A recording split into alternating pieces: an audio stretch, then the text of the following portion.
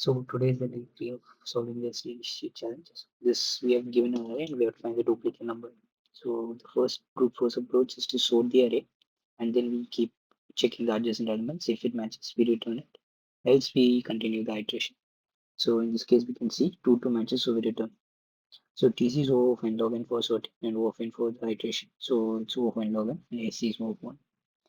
So the optimal a better optimal approach is to use a frequency map. So what it does is that first we create a frequency map array. So whatever the element is, we store it in that index of that frequency map. So for example, 1. So we go to 1 and increment same, but for 2, we will increment it twice. And now we do one more iteration in the frequency array.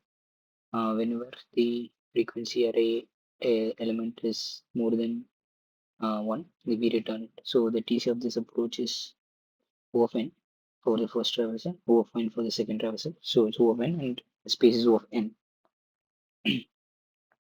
So the most optimal approach to use here is something called the Floyd cycle detection algorithm. So in this, basically write down the element and we express the array in terms of indexes. So when the first element is 2, I go to the second index and check. So 9. So I go to the 9 index and check, then 1. And so on. I keep on doing this. Finally, I will get to know that it forms a cycle. So 7 will till go to 9 and I'll go to 9. So you can see it formed a cycle. After this, we'll create 2 pointers, slow and fast pointer. So slow will move once and fast will move twice. So as we keep moving, the first point the slow and fast pointer collides, that we will store it. So here we can see the slow and fast pointer will collide at 7.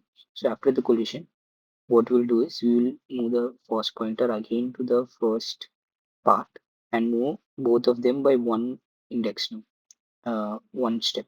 So when we move, the first point of the second collision is where we find the duplicate number. But the mathematical proof to know why we're getting this duplicate number after the second collision, the idea is that let's convert this entire thing into distance. So distance is start and duplicate is x, and duplicate and collision, first collision is y, and the collision and the duplicate is z. Now for the first collision, how much is slow needs to travel and how much fast needs to travel. So for slow, it needs to travel x plus y, and for fast it needs to travel the entire cycle twice. So we'll do 2 times y.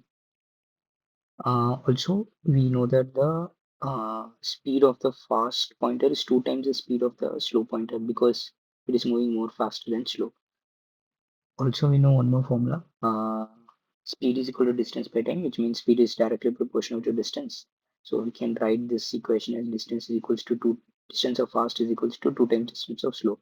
Now, when we put this both in the equation, we'll come to know that the z is equal to x, which means that if my slow is at some distance x from the duplicate element, if I move fast for x, then slow will also move x distance since z is equal to x. So they move at the same distance and they will meet at the duplicate.